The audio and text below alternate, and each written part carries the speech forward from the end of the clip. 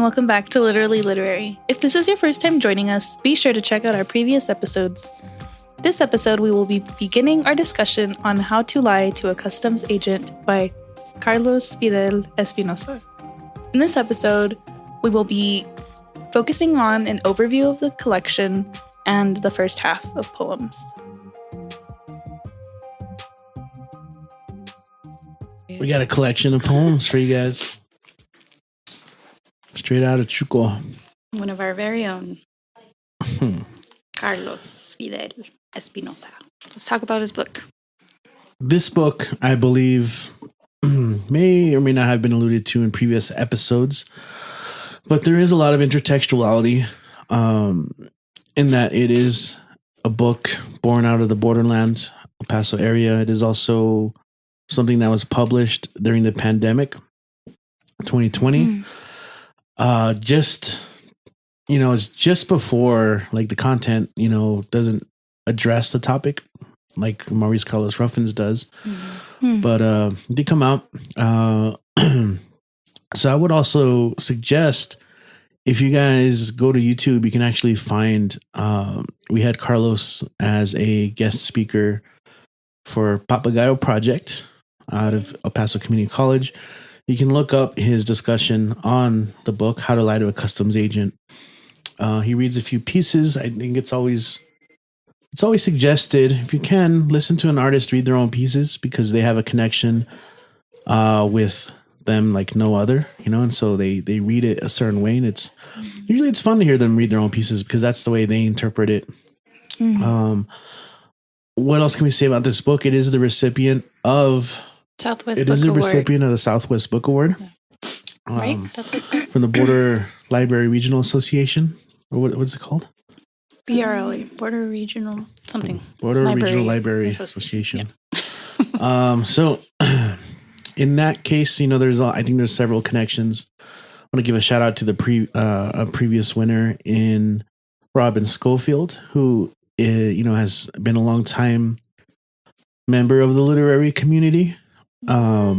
Long time. They call her the Poet Laureate of Tumble Words, which is a long running series of workshops, community workshops since 2000, I believe. So they've been around for a while. Robin also used to work with Border Census among the editorial staff on the Border Census Journal. So I want to give her a shout out. Her book Flow, her book of poems called Flow, was a recipient of the award. And, if you've been around for a while, we always give a shout out to Power at the Pass. That is the studio in which we record. Valentin Sandoval, who kind of runs the place. He's the recipient of the Southwest Book Award through his book of poems, South Sunrises. So, it's kind of great to be able to celebrate our border writers in that sense. There will be a lot of allusions as well to other writers in this book. Yeah. Both in name and just in reference and in estilo, as he likes to put it. If you guys count on that. It's I think this book is very much unlike other books we've had on the show, in that I think it's a lot more raw. And I would say, in a controversial sense, like, it's just stuff we're not used to reading, and I think there's intentionally repulsive content, if that makes sense. One of the people he studies most in writing is Chuck Palahniuk, who holds nothing back, and it's just kind of, I think the point is to be repulsed a little bit by it, the brutal honesty. So we can talk about a lot of these things, but I think before we go there, we want to talk about some of the themes that we came across in terms of border and maybe border experience, the desert, things like that. Yeah. I really liked the desert imagery. There's a lot of that throughout. And I think it's really well done. I think also death is pretty big. Violence, masculinity. There is, I think that's a very, very big theme is violence, especially through masculinity. It's a lot of things we don't like about ourselves. And then there's a lot of family trauma too, intergenerational trauma. Just kind of like the non-traditional family units you get that you see here. By the way, maybe I jumped the gun, but I don't even think we mentioned it's from Floricanto Press out of California. Their dedication, of course, is culture through our books. And so we are also rocking different editions, I would say. I have one of the very, very first editions. So there are some differences that we're finding out. And maybe on the second episode, we could talk a little bit more about those differences, but just in the cover, a lot of the design, some of the stuff that was probably edited afterwards, I would say as well. But you guys have a newer version. And I think there's even a newer version out that has the sticker, Southwest Book Award sticker. Literarity posted. Literarity, that's right. So literarity. Jeez, you think someone who's on a podcast called Literally Literary could also say literarity? We should do a live version. Oh my! All right, guys, this is Literally Literary at Literary. Lit at lit. Yeah, lit at lit, and it's lit. That'd be cool. Cross sponsorship, perhaps. I mean. Wink. We always, we often give a shout out, by the way, to our local bookstores for like Brave Books and Literarity. I saw that post today. They have a full window of local authors. Very cool. People born here and also people who live and breathe and work here. So great. It's awesome. And then our friend Yasmin, she's going to be in the show pretty soon. Her book is out and that's very exciting. So yeah. Something to look forward to. Yeah, absolutely. The next couple months. And also to kind of, before we dive back into themes and stuff, because I know got distracted, we'll get back into the desert because I think even the opening piece is worth talking about because it does invoke the desert and in a way that we've seen in a lot of other pieces, but also in a different way, I think. One is that while we are here at Power at the Past, one of the first reasons we're here is because when I say we, it's Valentine, myself, Carlos. We're brought on to help write a book for the man who owns the building, Mr. Don Shapiro. He's a businessman in his 90s. He had a jean company, Action West, at one point in the city. With manufacturing plants and all that, I think it's controversial depending on who you ask and stuff, but the way all that ended up with like NAFTA and everything. But regardless of all that, Valentine was hired as the author. Carlos and I came in and helped a little bit with the writing. It was also during these times that we also just had writing sessions. And it was during these writing sessions where Carlos first started writing many of the poems that are in this book or earlier versions of those poems. So and he'll probably mention that if we ever get a chance to ask him. But one of the first poems I think is the one he opens up with, and it's easy to lose a lover in the desert. And I think as a writer, sometimes one thing that fuels our pen, our words, our questions, and so one thing that's prevalent in a lot of our readings. And in a lot of readings on the border is a lot of the violence, border violence, especially maybe cartel-related, drug-related. We've been talking a lot about the femicides in many of the books. And so in this instance, I think the speaker of these poems comes across as having trouble. They're troubled. Some would say bitter, right? Like their voice is very... And maybe there's some instances of that, right? Like he continuously mentions and calls out borders and maybe how man-made and frivolous they are. There's a lot of references to border patrol agents but even before you get all that, you have the land. And so I like the way this is just kind of a simple invocation of the land. where he's talking about a wife, his wife's lover, which I think is such an interesting way of talking about someone, right?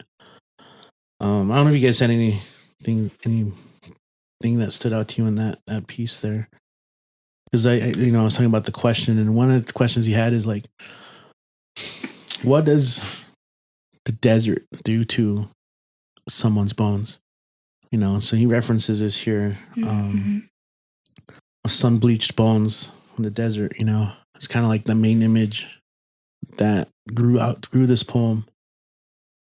So when I reference like his style, the heat from the green Chile field, Chile made the bullish maggots furious. They lacerated her lover's face and feasted on his soft skin. It's kind of one of those stylistically right, kind of morbid images that I think we'll see a lot. There's a lot of morbidity, I would say. Yeah. Throughout, of uncomfortable ones. But here it's there's metaphorical ones too, right? Like I think even, my wife never cried for him, not even when she found his heart in a bowl of pico de gallo that we ate together. Yeah, there's a lot of morbidity. This isn't the first corpse we come across either. In this collection, there's a lot. I find interesting how he discusses death. Like you were saying, Richie, in a very raw, very honest, very blunt way that is supposed to make us feel uncomfortable. There's no sugarcoating any of it. It's just like very matter of fact. And so the speaker in a lot of these poems comes off as kind of like, that's just how it is, like I say it how it is kind of approach. And if you don't like it, well, F off. Don't listen to me, It kind of seems that way. Resentful, angry, bitter. Not in all the poems, right? But I feel like that's a trend that I keep seeing. Yeah, if we look at overall, so we're covering the first section, but I think a lot of there's a lot of allusions to food as well. A lot of food, and that comes up in a lot of past readings that we've done on this show as well. But again, they're tinged with a sense of what you're talking about here. A lot of so much so that we even, I don't know, I was mentioning to Vanessa that a lot of these reminds me of Some Are Always Hungry, yes, by Ji-Hoon Yoon. We've been reading so many books. I gotta go back and remember. Yeah, Some Are Always Hungry by Ji-Hoon Yoon. Catalog. Were you able to read that one at all? Ever? No, I think I have it, but I haven't. Yeah, so Some Are Always Hungry. So that one, I mean, so she uses like the whole recipe motif a lot in there as well, but interjecting a lot of family history, memory, and trauma as well. And I think that's something he does a lot here too. He does a lot of recipes. So I don't know if you guys picked up on the recipe, the cooking, all that, the references to food. I really liked the way food is used in these pieces. For me, it seems like there's like a void in the speaker in a lot of the poems, like just like pain. And so like the bitterness and like the hard shell is kind of just like the exterior, but like inside there's like a void. So for me, the food pieces kind of represented like a way of trying to fill that void. In food represents culture. It's how we take care of ourselves and show love to others at times. Sorry. So it brings up a lot of family throughout. And I think that probably one of the highlight pieces of the entire collection is the piece called Bone Marrow Stew. Because, I think bone marrow, for one, is not as common of a food. And I think he alludes to it. But more so, it's about thinking about the death of his mother. And I think that's a trauma that goes throughout the book. Comes throughout the book. And there's a lot of family pain involved in that. And I think it's weird, this is going to be really, really weird to say because I don't want this to come across the wrong way, but last week when we recorded, we saw Encanto, and kind of one of the main things about that is how no family is perfect. And we're seeing that a lot on these pages, references to Diaz and, the way siblings. Families fight and not even verbal violence, but physical violence and lovers and just how we're not perfect.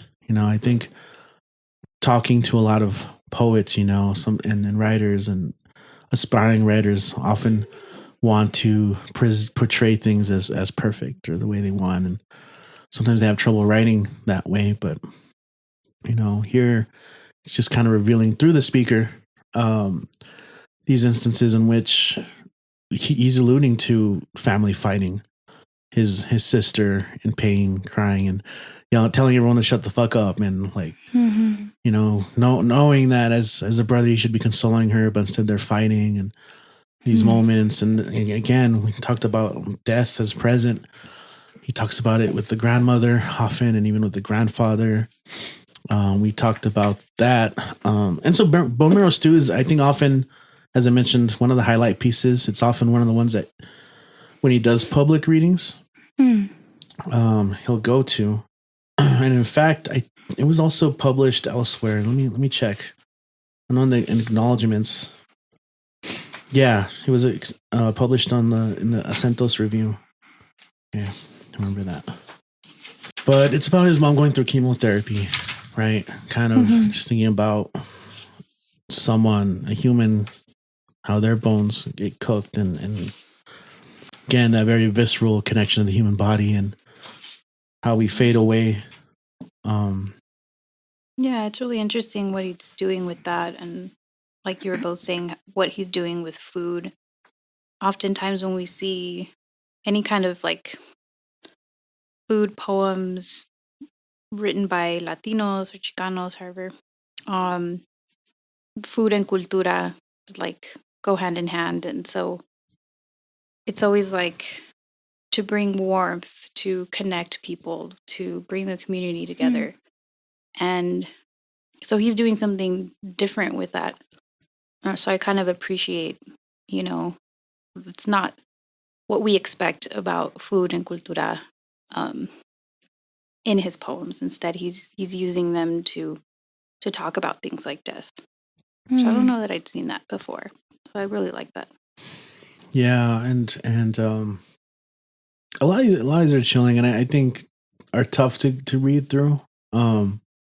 And you kind of have to sit with for a while. Same with there's a group of poems, How to Leave a Child in 4 Delicious Recipes, that are worth checking out, because I don't know, he does really have this matter of fact tone that can be grating.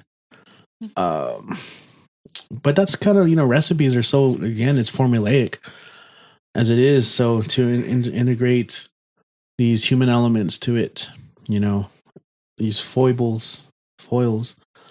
I'm trying to look at some examples here. I should have underlined stuff. Oh no, I mean, so there's a lot of family stuff. He talks a lot about it, not just his wife, but his daughters as well.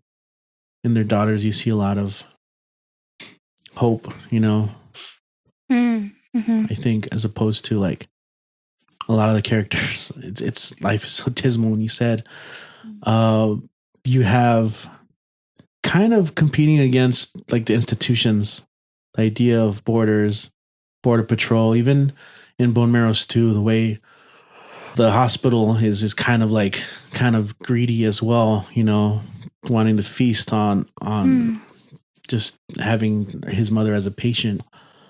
It's like it's kind of like in literature we talk about society, or like what are some of the main conflicts, us versus the world, and probably the main central antagonist are border patrol. It comes up a lot in this. Of course, it's also in the title, right?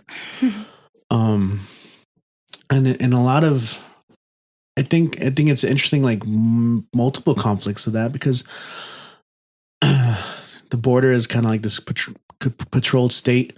He'll mention it maybe not here, but like, in this area, you can't really travel without hitting checkpoints throughout the rest of the country.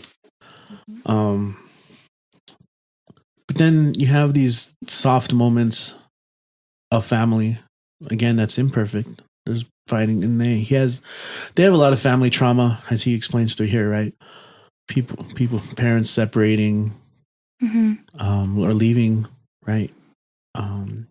Parent fleeing in the night, probably bad situations. Just kind of realities for a lot of people that, if you've never had to experience, is just unfathomable sometimes, So I think it's conflicted, very much so. And so I think they're also interlaced in a lot of these poems. And you see it most of all with the daughters, is, again, there's just these glimmers of, as long as I have them, I'm good. I'm fine. I'm content. Kind of bring you down to earth amidst of all of this other chaos, I guess. Trying to find the right words here. Yeah. Yeah, that's true. I did like the images of the daughters like dancing around and being like these forces, Yeah. I mean, there's, like we said, there's also a lot of violence, right? And I think that's, you got to point that out, like uncomfortable violence. Abuse. Yeah. Stuff like that. So, yeah. Trigger warning, I guess. If anyone's wanting to read this, and it might be a little hard to get through some of these. Yeah, you could say that for sure. Like the Boys Club. Is that one? That one really upset me. I had a very strong reaction. Just even how it starts. I laughed when my stepmom got popped in the eye with the pit of an aguacate. It's like, whoa, very shocking. Yeah. And going back to like that masculinity, and uncles and dads are kind of like laughing and making jokes out of it. Joking about how my dad had made guacamole out of her face. And just the dismissal of that kind of violence or acceptance amongst men, which is why I guess it's called the Boys Club. Yeah, it's like calling out, because that is something that we do bring up a lot too, is with intergenerational violence, right? How it's kind of repeated patterns, and then especially in the border, that comes up a lot, is the machismo element behind it. Yeah. cheering And I think it captures them pretty well and, the whole Boys Club thing. Yeah. Yeah. Yeah, I forgot about that one. Kind of skipped it here in the reread. I didn't forget about it. Right. Yeah. No, it's pretty.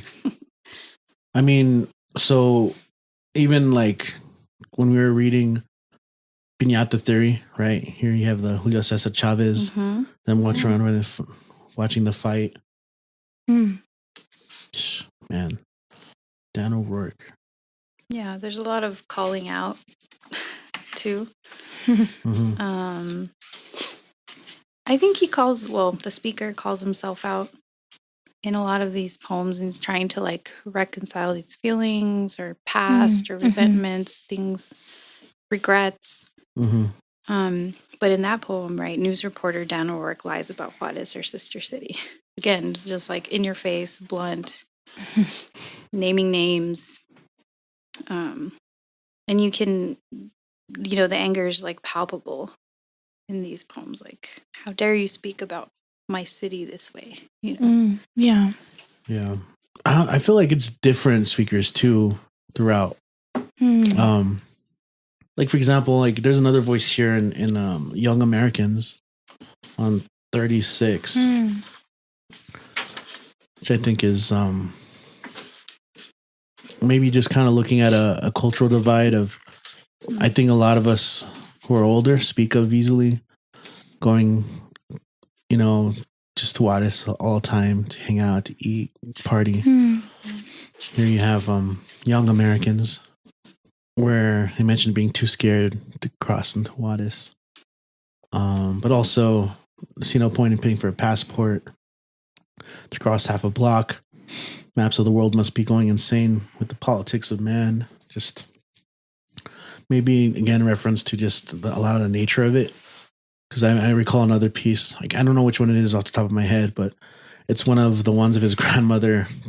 It's the title piece. I don't know. Is it in the first half? No. I don't think it is. Okay. But to kind of reference that later on, right? She's fighting. She's putting up a good fight against the customs agents because she's bringing seeds with her.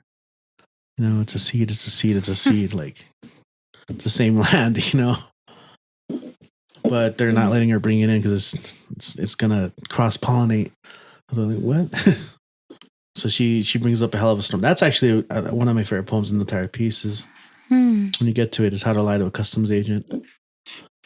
He speaks so tenderly of his grandmother and his ancestors, kind of a lot of our indigenous ancestors and past.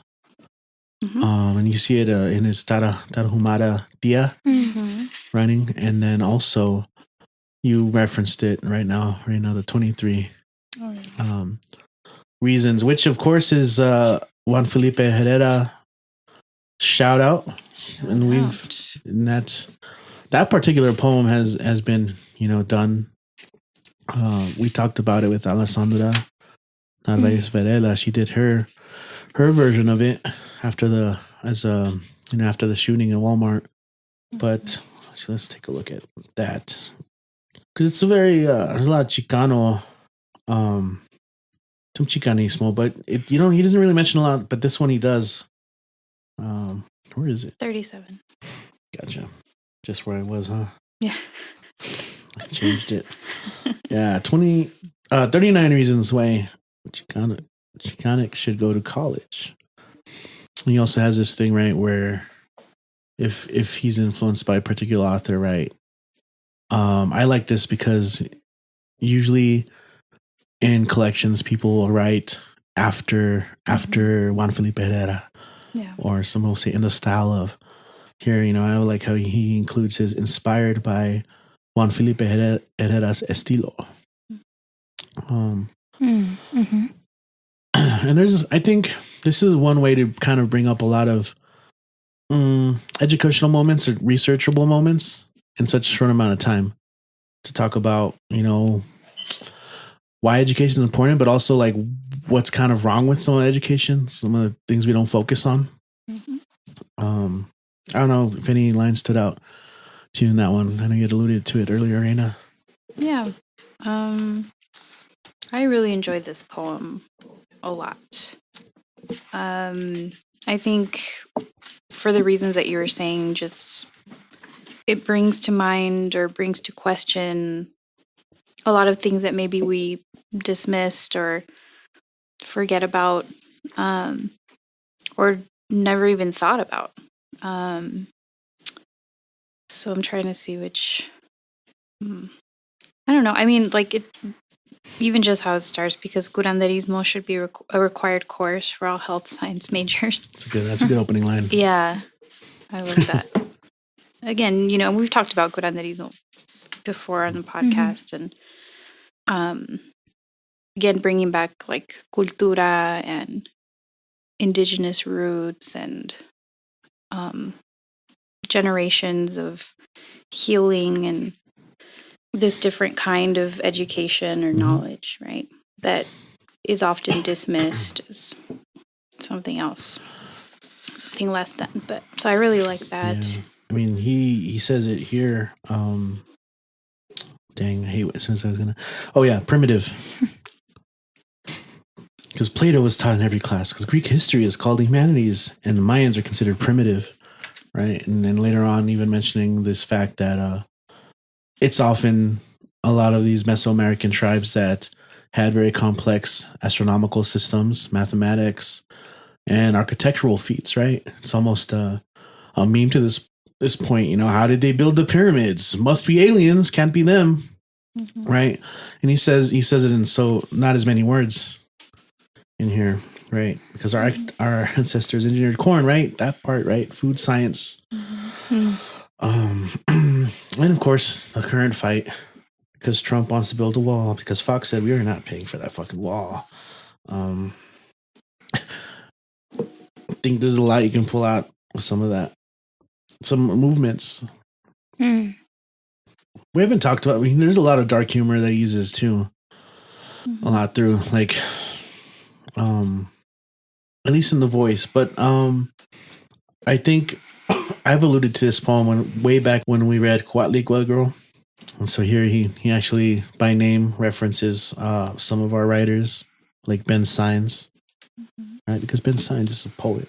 Because you're a poet, right? Kind of leaving it off to the reader.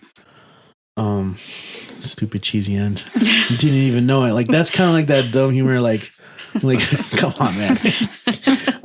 But he references how Viva Flores, who that is Gris, by the way, right?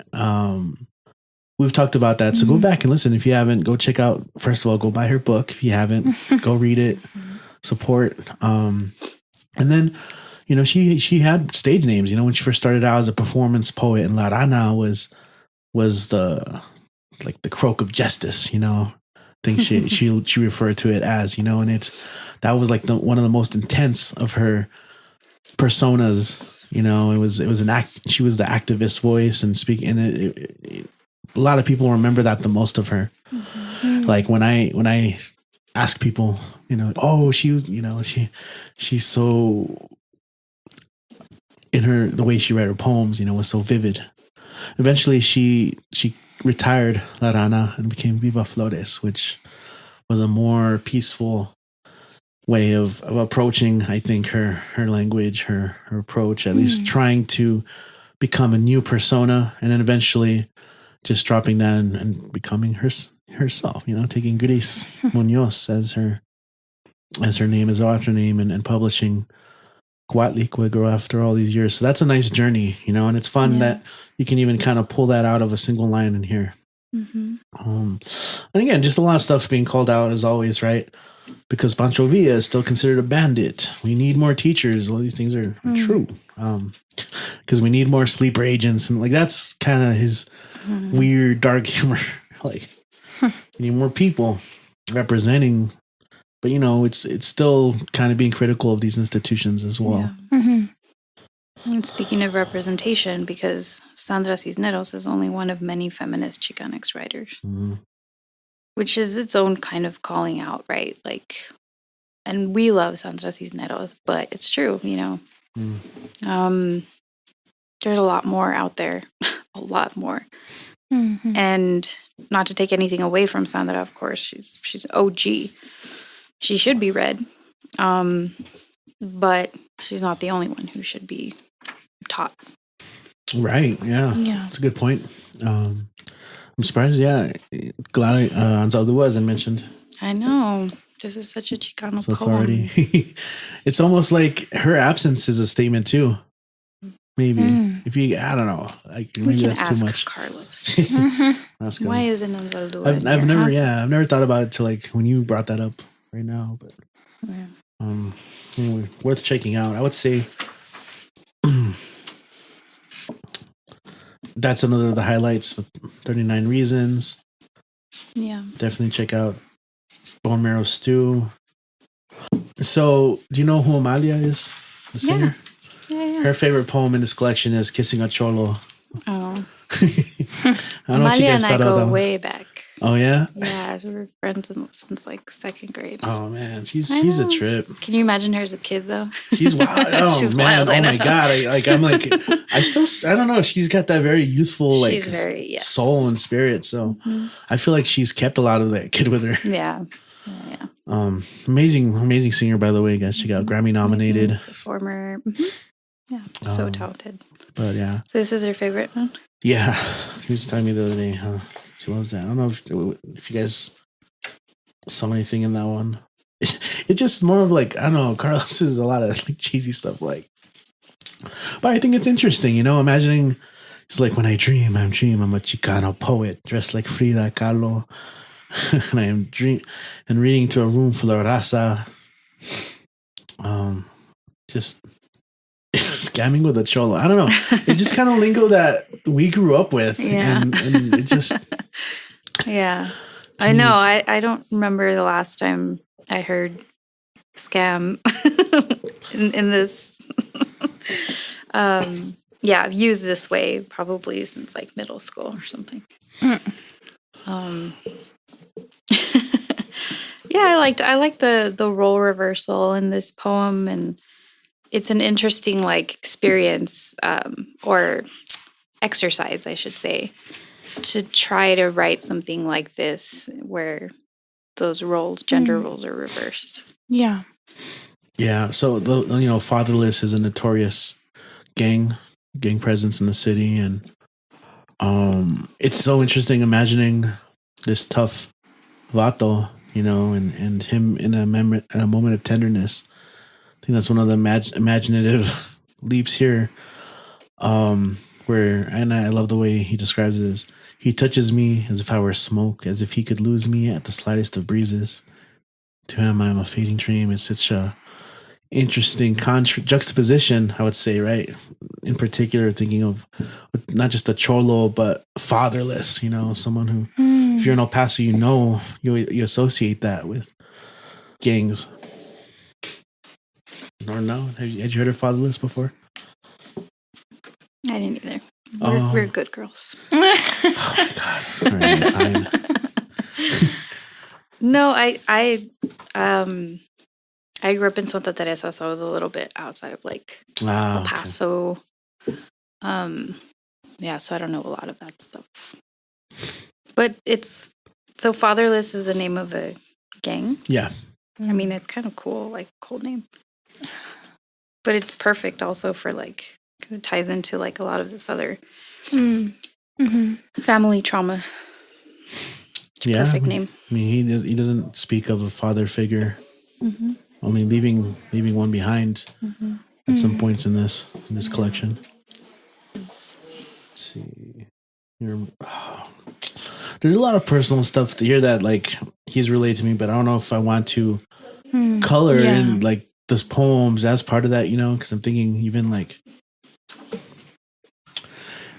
knowing Carlos personally, his mother's death is like a very traumatic thing, and in particular some specific aspects that can't really say probably without him saying it, but like so reading like when your mom dies before her 51st birthday, I read it in a little bit of a different way here, but just one of those things. If you have that kind of relationship, you with your mother, it's one of the worst things, right? Experience. Yeah. It's probably the longest poem, right? Is it? Or at least I want to say in this section, yeah. The recipe. Yeah. Because you also have How to Leave a Child in 4 Delicious Recipes. Kind of is broken up into some sections. I like that format, the recipe, and then bringing in like realness in between the how to. Denise Chavez does that a lot. I know Yasmin has a piece like that. I don't know if it's in her book. She's read it a couple times, and I don't know if it's part. I think it is part of her book. Might be, huh? Yeah. Because we did, again, speaking of Papagayo, she did a guest like presentation, and she did some cooking during the pandemic. That was pretty cool. It was like a cooking live stream. Have you guys ever tried writing one of those types of poems? Recipe I haven't. I think it's a good, yeah. Probably can cover a lot. I might have my students do it. Right? Probably do like a little collection of some samples, and because I mean there are quite a few. Yeah. I'm trying to look at some of these. The very last poem of this section, we were talking about. Oh, sorry, no. Before that, I do like. I mean, again, he's constantly calling out Border Patrol, and this has also come up in past when when we had Jorge here, we would talk about how Mexican border patrol agents were seen, and so he has that poem on page 33, Legal Amigos. He's just like calling them out. We're watching you, kind of. But I also laugh, again, his very specific kind of humor. It's hard to respect a man dressed in an elf's uniform and sporting Oakley wraparounds, but it's the fucking law. Some border patrol agents have never tasted tripas. Like, I think it's a fair enough call out.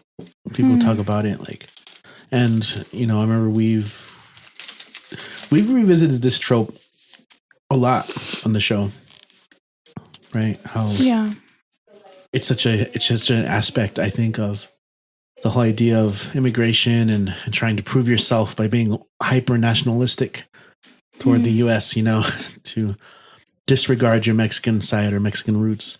You see it so often as well, and a lot of these people who become agents in these institutions kind of meant to kind of oppose immigration, or just our people. I say our people, but you know what I mean. Yeah.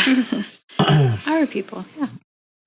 But yeah, the last poem of this is Mortician Spatchcock's My Grandfather. So it's kind of like a culmination of a lot what we've been talking about this episode.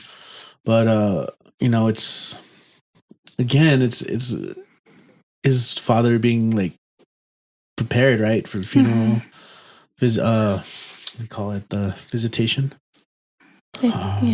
And I don't know. I mean, that reminded we in Sabrina and Karina, right? We talk about similar moments of adding makeup to the corpse, and obviously, I think that's a little bit more nuanced, and there's a lot more to it, right? But kind of took me back to it a little bit while reading this.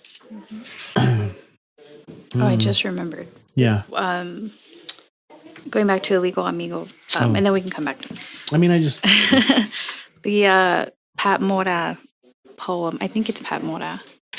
La Migra? I don't know if you guys have read that. I don't think so. Yeah, it reminded me a lot of Illegal Amigo.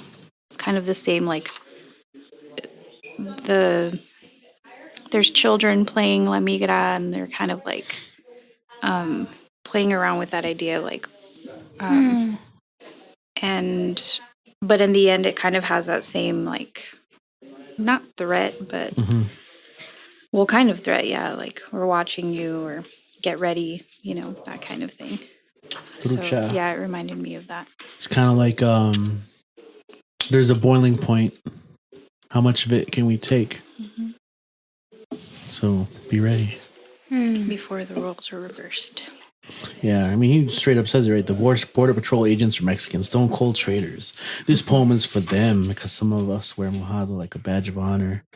I think it's interesting points to talk about. I mean, obviously, it's very political. It is very political. Very, like we would say in Spanish, no tiene pelos en la lengua, kind of thing. Just says it how it is. Yeah, the last poem in the section that we read for today kind of brings us back to death and not romanticizing it or... Well, ironically, it's being dressed up, though. Yeah. Right? Yeah. And also, like, I don't know if it's on purpose, but, right, this idea of him being painted a little shades lighter than his actual skin color. Yeah. Yeah, the imagery is really great in a lot of these poems. I think that's kind of one of the key things, and he focuses on his writings, creating an image. Yeah. And I think that's how he starts. So I'll think of an image and build around it. Is that how you start, Vanessa? It's not. No. How do you start? With the prompt? Do your teachers give you? I don't know. It's been different stuff. Like a feeling. Yeah, like a feeling or something that I hear, and I'm like, hey. Yeah. And then I go from there. Yeah, it's interesting to start with an image. That would be a good exercise too. I'm coming away with a lot of exercises, even though I don't teach creative writing, but I'm going to find ways to like slip it in there. Yeah. I think you see maybe a lot of MFA background in this for sure. Not only in the reference to the writers, but techniques as well, and breaking of them, if anything. Yeah. So, oh no. Party. All right. Cool. Well, how much are we at? There's no limit. I mean, if we feel like we're done, we're done. Yeah. I think so. Okay. I'm just making sure. Unless there's anything else you all want to say about this. Well, I mean, I think there's more to explore. There are a lot of poems that I wanted to allude that are in the second section, so we'll just wait for that. I know we're gonna plan to record on Easter Sunday, so I know that's not but we're like, no, let's just come record, whatever. If that's still fine. Otherwise, we'll talk about more of these border themes, I guess. Thanks for joining us on this episode of Literally Literary, brought to you by Border Senses and recorded at Power at the Pass. This episode, we began our discussion on How to Lie to a Customs Agent by Carlos Fidel Espinoza. If you haven't read it, we hope we inspire you to pick up a copy.